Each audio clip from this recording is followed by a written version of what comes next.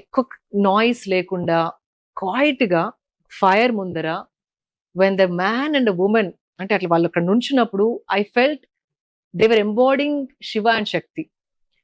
అంటే and also not loud మంత్రాలు microphones అవన్నీ లేకుండా there is a simple process. And ఇంకోటి నాకు ఇట్లా ఐ గూస్ బంప్స్ వచ్చిన ఈవెంట్ ఏంటంటే దిస్ అ సూత్ర.